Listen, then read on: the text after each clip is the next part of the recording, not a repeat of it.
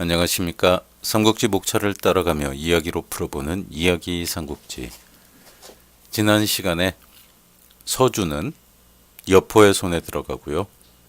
갈 곳이 없어진 유비는 할 수 없이 여포가 차지한 서주로 돌아갑니다.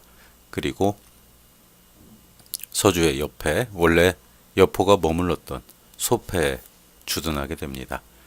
이것이 196년의 일이었습니다. 삼국지 목차에서는 이 다음으로 손책에 관한 이야기가 나옵니다.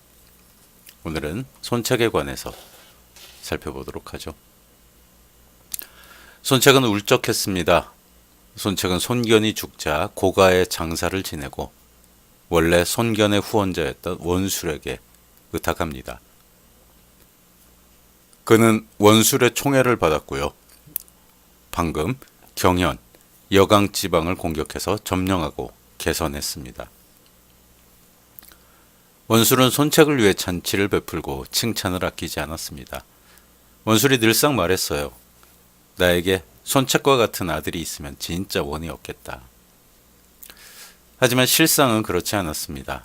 원래 여강을 점령하면 태수로 임명하기로 했지만 개선하고 돌아온 손책에게 원술은 약속을 잊은 듯이 그 자리를 다른 사람에게 주었습니다. 그런 일이 몇 번 있었어요. 손책은 생각합니다. 앞으로도 공을 세워봐야 그 얻는 과실은 모두 원술의 차지가 될 것이자. 그래서 잔치가 끝나고 혼자 슬픔에 잠겨 있었습니다. 거기다가 최근에 단양태수 오경이 양주의 군벌 유요의 공격을 받고 있었습니다.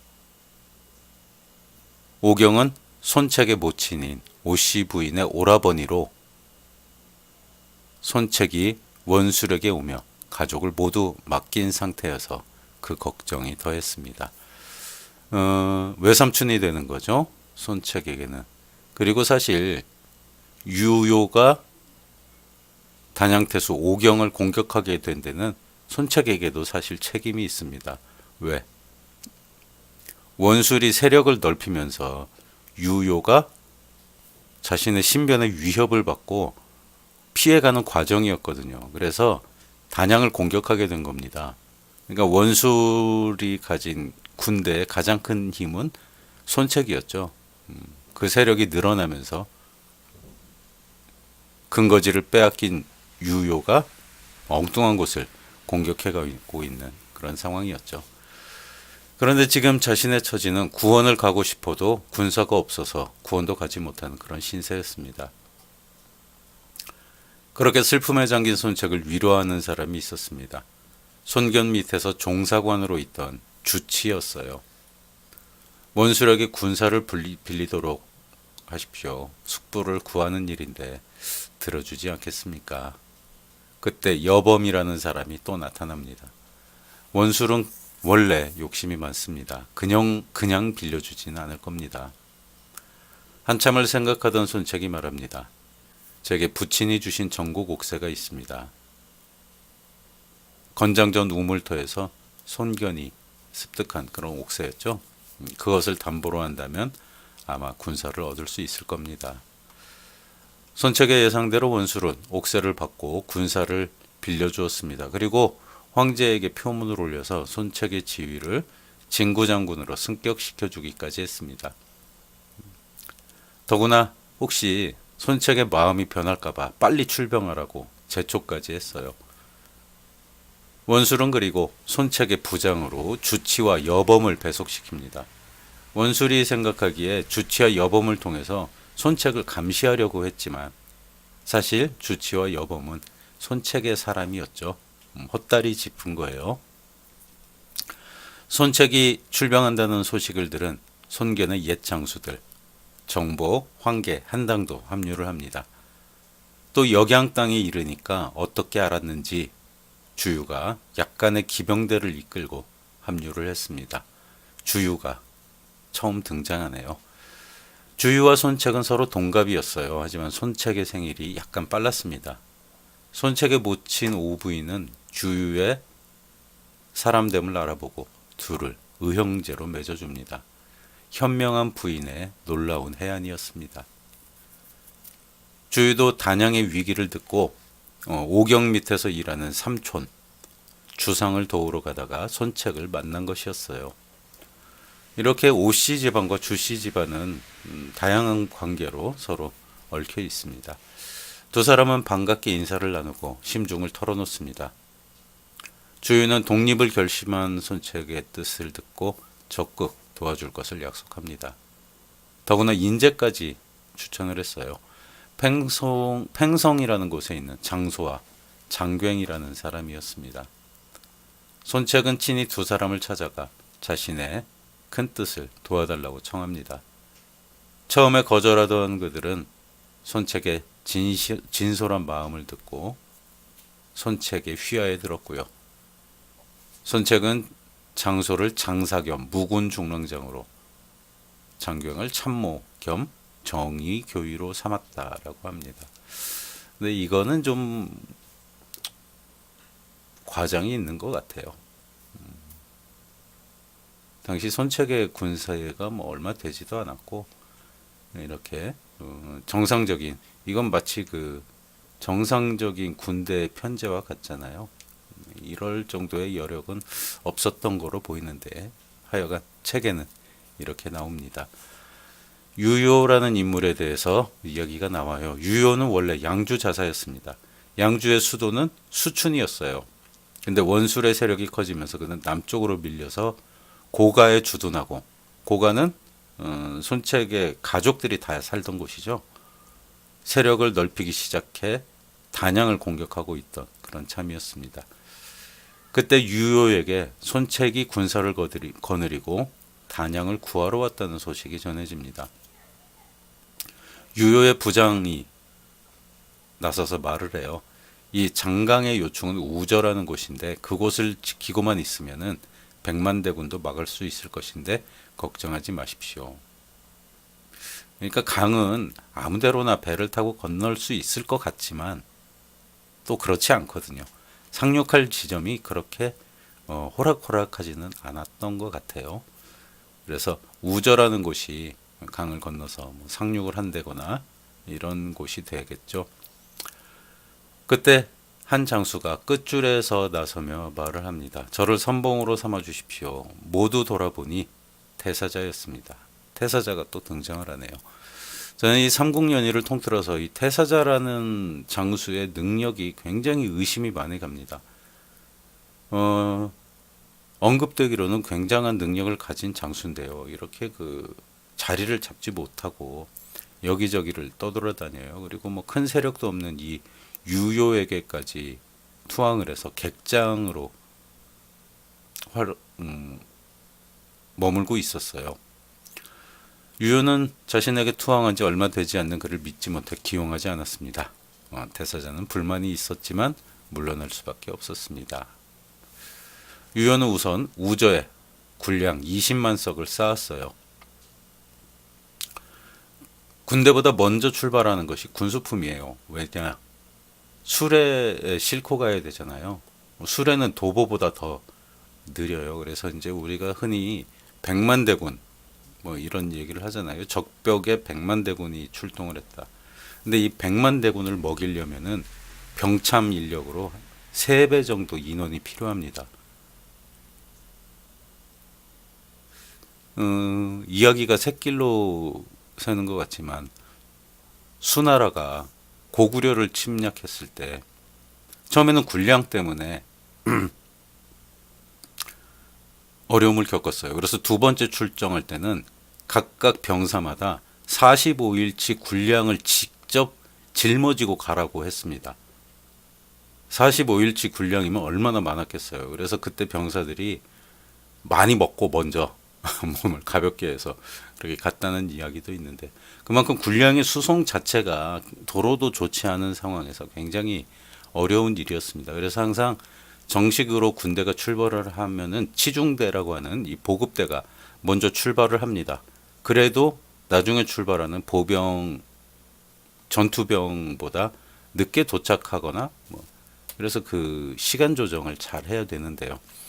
하여간 먼저 출발을 시켜서 대본영을 세우고 그거보다 더 앞선 곳에 최전방이 형성이 되는 거죠. 최전방에 군량을 쌓아놓고 전투를 할 수는 없잖아요. 그러니까 뭐 100리 밖에서 전투가 벌어진다면 한 50리 밖에 군량을 쌓고 수비를 하고, 그리고 전투 부대는 그거보다 더 앞서 나가서 전투를 하는 뭐 그런 방식을 상상을 하시면 됩니다.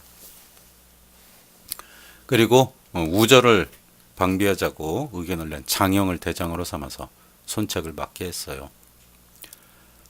장영은 우저로 들어가는 길목에 나와서 진을 치고 손책을 막았습니다.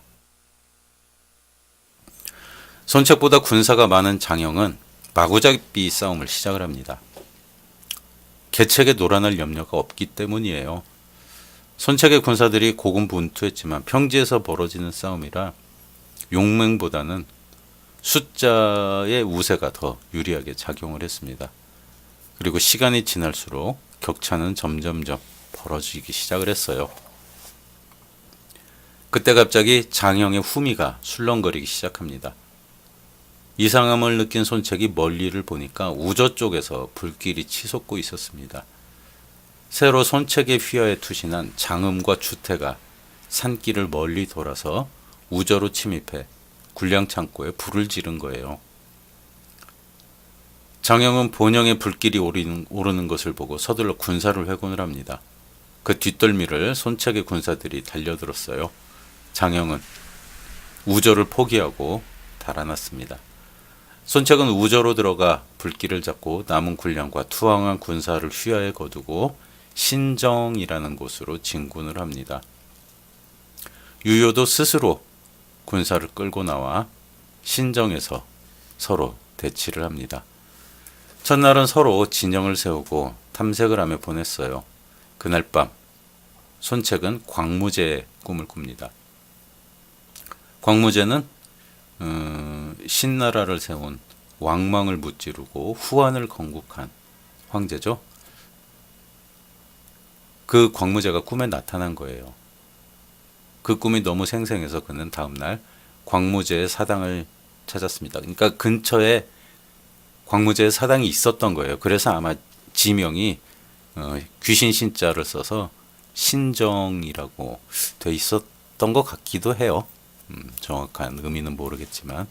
그리고 그 광무제의 사당은 언덕 위에 있었습니다. 고개 신정령, 뭐 대관령, 미시령 하는 것처럼 신정령이라는 곳에 있었어요. 그래서 손책은 장수 13명을 데리고 신정령에 올라가서 광무제의 사당에 제사를 지냅니다. 그러니까 이제 이것은 어떻게 보면 좀 창작의 의미도 있다고 볼 수 있어요. 한 국가를 세우잖아요, 손씨가. 그래서 이런 부분을 집어넣었다는 그런 생각을 한번 해봅니다. 태사자는 유효의 진지에 있다가 신정령에 올라 있는 손책을 발견을 합니다. 그리고 영체를 나섰어요. 하지만 장수 몇 명이서 산꼭대기에 있는 게 수상해 보인 거예요. 밑에 있던 사람들은. 혹시 저렇게 우리를 유인을 하고 어디 매복을 해놓지 않았을까, 이런 의심이 들었어요. 그래서 단 한 명의 병사만이 태사자를 따라옵니다. 태사자는 손책을 만나서 신정령에서 50여합을 어울려 싸웠지만 좀처럼 승부를 내지 못했습니다. 태사자가 생각을 해요. 지금 내가 손책을 잡아도 옆에 있는 장수들이 방해를 하기 때문에 사로잡아 갈 수는 없을 것 같다. 그래서 거짓으로 지는 척 달아나면서 손책을 한적한 곳으로 유인을 합니다. 손책도 태사자를 추격해서 둘이 다시 싸우다가 말에서 굴러 떨어졌어요. 둘은 무기도 놓쳐서 서로 맨손으로 싸웁니다. 그러다 손책이 태사자의 등 뒤에 꽂고 있는 단극을 뽑아 찌르자 태사자는 손책이 쓰고 있던 투구를 벗겨서 막았습니다. 이때 양측에서 서로 구원병을 파견해서 싸움을 멈추었어요. 손책과 대등하죠, 태사자가. 무력으로는 둘째가라면 서러울 손책인데 태사자도 그에 못지않게 용맹합니다. 그런데 이 장수가 하는 일이 없어요. 삼국연의에서. 정말 미스테리한 장수입니다. 하여간 다음날 양군은 다시 신정에서 대치를 해요. 전날 손책의 투구를 뺏은 태사자가 투구를 들고 나와서 내가 손책의 머리를 거의 잘랐다면서 약을 올립니다. 손책도 지지 않고 태사자에게서 빼앗은 단극을 보여주면서 서로 심리전을 펼쳐요. 막 그렇게 사기를 올리고 있는데 갑자기 유효가 징을 울려서 군사를 거둡니다. 유효가 진영으로 들어가니까 손책도 할 수 없이 군사를 거두었어요. 이때 유효가 군사를 거둔 이유는 근거지인 고가가 습격을 받았기 때문이에요. 유효는 고가에 진무를 남겨서 수비를 하게 했지만 주유의 습격을 받아서 주유에게 사로잡히고 그리고 손책에게 투항을 합니다. 이 진무라는 장수도 오나라를 세우는데 큰 기여를 하는 그런 장수예요. 유효도 본성이라고 할 수 있는 고가가 함락되자 우선 말릉으로 철수를 서둘렀습니다.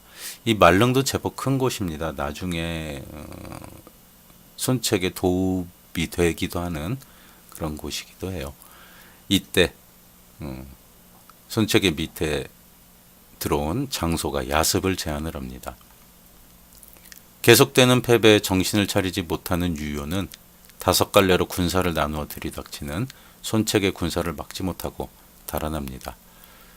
태사자는 혼자 유효의 퇴각을 도우면서 분전하다가 혼자 경연으로 달아나요. 이때 달아나던 유효는 이미 빼앗긴 우저를 찾으려고 기습을 감행합니다. 이 소식을 들은 손책은 급히 군사를 몰고 우저로 달려갔어요. 이때 유효의 부장인 우미가, 이름은 뭐 중요하지 않아요, 손책을 보고 덤벼듭니다. 그러다 손책의 손에 잡히고 말아요. 손책은 우미를 겨드랑이에 끼고 본진으로 돌아왔습니다. 그때 유효의 부장 번능이 자기 친구를 구하려고 창을 들고 달려듭니다.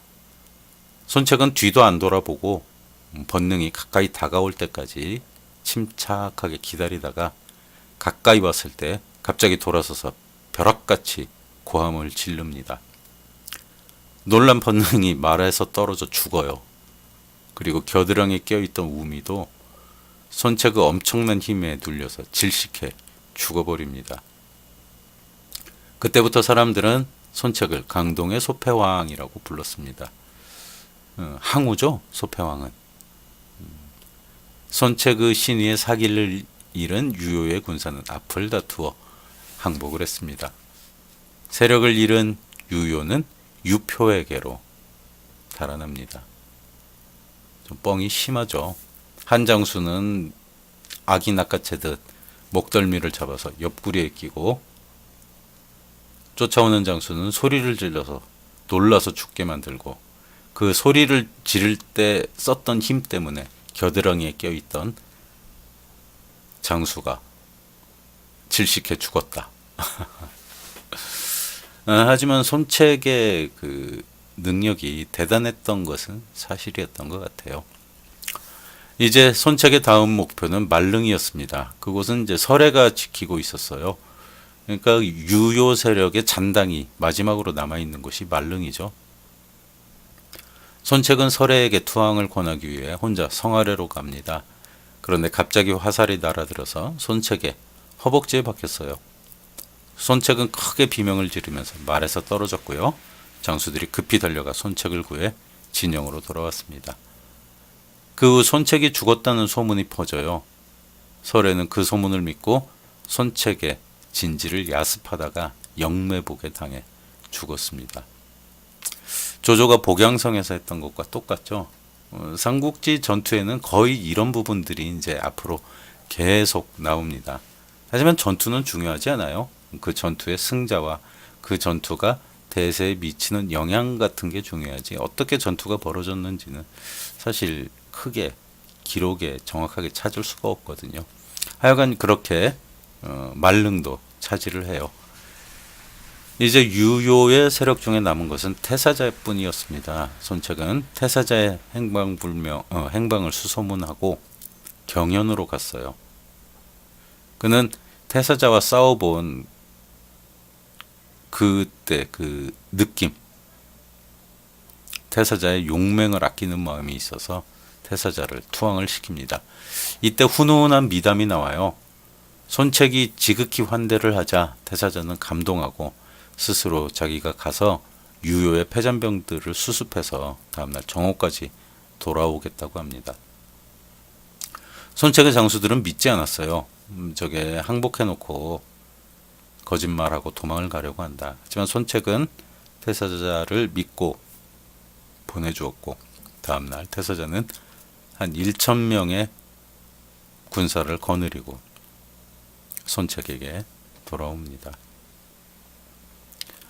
고가를 평정한 손책은 기세를 늦추지 않고 엄베코가 다스리는 오군으로 진격합니다. 오군이 이제 그 손씨 가문의 근거지가 되는 가장 중요한 땅이 나중에 되죠. 엄베코는 손책이 두려워서 여향으로 달아나 약탈을 삼았습니다. 백성 중에 능조라는 장사가 청년들을 모아 대항하다가 엄베코를 쫓아냅니다. 엄베코는 다시 회계로 달아나요. 이때 회계태수는 왕랑이었습니다. 아직 손책의 용맹을 모르던 왕랑은 첫 싸움에서 크게 패해서 달아난 후 회계성을 걸어 잠그고 싸우려고 하지 않았습니다. 회계도 큰 성이에요. 해자가 깊고 성벽도 견고하고 쉽게 점령할 수 없는 그런 곳이었어요. 그래서 한 달의 시간을 허비를 합니다. 이때 손정이 계책을 말합니다. 지금 회계의 군량은 대부분 사독에 있으니까 사독을 공격하십시오. 그러면은 왕랑은 반드시 군사를 이끌고 성을 나와서 사독을 구하러 올 것입니다. 우리는 사독으로 가는 중간에 군사를 숨기고 지나가는 왕랑을 기습하고 회계성 근처에도 군사를 숨겨 성을 비운 사이 공격해 차지하는 방법이 좋겠습니다. 여포를 상대할 때도 이런 방법이 나오죠. 여포가 구원을 나가면은 성 근처에 군사를 숨겼다가 빈 성을 낼름 잡아먹고 구하러 가는 중간에 매복을 해서 공격을 하고 똑같은 방법이에요. 계속 말씀드리지만 같은 병법이 계속 나옵니다. 손정의 예상대로 손책의 군사를 따라 엄베코가 성을 나왔다가 매복에 걸렸습니다. 왕랑이 엄베코를 구하러 나온 사이에 손책은 파죽지세로 성을 취해버려요. 동습이란 장수가 엄베코의 머리를 베어들고 왔습니다. 동습도 역시 손권의 주요 장수의 하나가 됩니다. 손책은 그를 별부사마에 임명했습니다. 손책은 삼촌 손정에게 회계를 맡기고 주치를 오군태수로 임명한 후 강동으로 돌아갔습니다. 강동은 이제 고가, 단양 이쪽을 말하는 거예요. 이로써 강동은 온전히 손책의 손아귀에 들어왔습니다.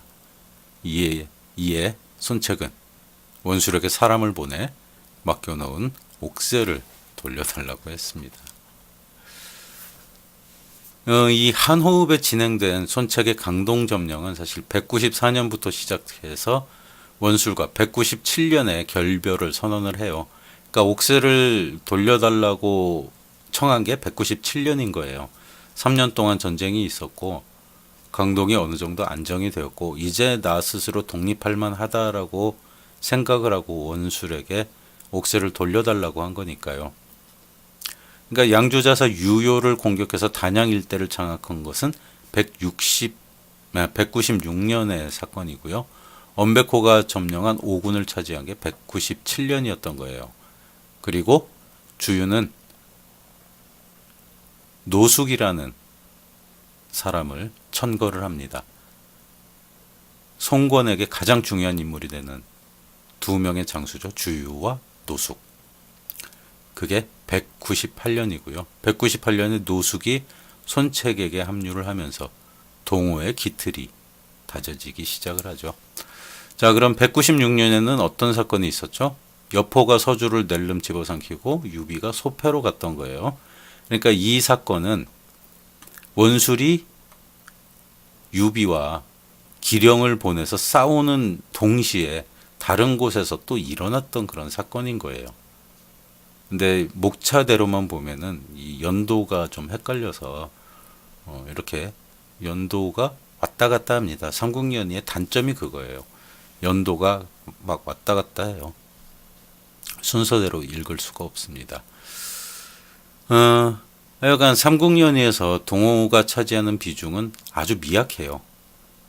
이렇게 좀 자세히 다루지 않는 부분도 좀 있습니다. 그래서 어떤 독자들은 동호가 유비보다 세력이 약하다고 생각하기도 합니다. 그러나 이 동호의 세력은 항상 유비보다 우위에 있었습니다. 자, 지금 당장도 그렇죠. 유비는 소패에서 새들어 살고 있는데 강동의 두 군을 큰 곳 두 군데를 손씨는 차지를 한 거잖아요. 그러니까 다만 유비를 중심으로 소설을 썼기 때문에 그리고 조조와 유비가 부각이 되었기 때문에 상대적으로 손씨가 소외가 된 것이죠. 삼국의 형세가 결판나는 시점이 있습니다. 관도대전이에요. 기주의 원소와 연주의 조조가 맞붙은 사건이죠.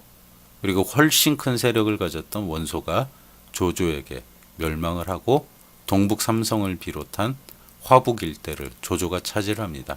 사실 그때 이미 중원의 대선은 결정이 나 있었어요. 조조의 세력이 6, 송권이 3, 유비가 1. 형주를 차지하면서 조조가 7, 송권이 2, 유비가 1. 뭐 이 정도 국력으로 비교를 하니까요. 사실 관도대전이 끝나고 형주를 조조가 차지하면서 이미 서로 게임이 안 되는 전쟁을 하고 있던 거예요. 그러니까 지금 미국과 북한이 서로 다투는 그런 형국인 거죠. 힘으로는 미국의 상대가 안 되죠. 북한이. 김정은이 아무리 핵을 50발을 쏴도 미국의 상대가 될 수는 없잖아요. 하지만 서로 말로는 다투죠. 그리고 뭔가 협상을 하기도 하고 그런 상황과 좀 비슷하다고도 볼 수 있습니다. 그리고 앞에서 언급했던 것처럼 손책도 원술의 객장이었죠. 독자적인 세력으로 포장된 단양태수 오경, 이 사람도 역시 원술이 태수의 직위를 내렸던 원술의 부하였어요. 그래서 강동의 백성들의 입장에서는 원술의 세력인 손책을 그리 달가워하지 않았습니다. 비록 송견의 고향이 강동, 지금 차지한 땅이긴 하지만 하급 관리의 신분이었어요. 그러니까 손책의 아버지. 그리고 성질이 굉장히 포악했습니다. 예주자사도 죽이고 형주자사도 죽였다고 그랬잖아요. 그리고 피로서 고향을 막 쓸었어요. 손책도 굉장히 많은 피를 흘립니다. 강동을 제압하는 과정에서. 왜? 광동의 기득권 세력을 내가 뺏어야 되잖아요. 물론 뭐 우리 삼촌을 위협했다, 우리 가족을 위협했다라고 하지만 그게 위협이라고 할 수 있을지는 모르겠어요. 왜? 자기가 통치하는 데 살고 있는 거잖아요. 손책의 어머니와 손책의 삼촌이. 그리고 심지어 적국 장수의 가족이에요. 그리고 삼촌 오경 역시 적국 원술의 부하죠. 그런 부분들이 있어요. 그래서 이 동호 사람들이 손책을 그렇게 달가워하진 않았습니다. 그가 무서워서 그를 따르긴 했지만 완전히 민심이 손책에게 기울었던 건 아니에요. 이런 부분은 이제 나중에 손권이 정권을 잡으면서 많이 달라지는 그런 부분이기도 해요. 그러니까 하여간 강동 사람들의 입장에서는 엄백호가 다스리나 유효가 다스리나 손책이 다스리나 어차피 손책이 원술의 사람이라고 생각을 했기 때문에 원술은 자기네 지역 사람이 아니거든요. 외지인이 와서 정권을 잡았다고 생각을 한 거죠. 그러니까 그런 측면에서도 손책이 원술과 결별을 한 걸 수도 있어요. 정치적으로 백성들에게 나는 강동을 사랑하는 사람이고 내 고향은 강동이고 나는 저 원술과 아무런 연고도 없다. 그리고 그때쯤 원술이 옥새를 얻은 것을 빌미로 해서 황제를 사칭을 하게 됩니다.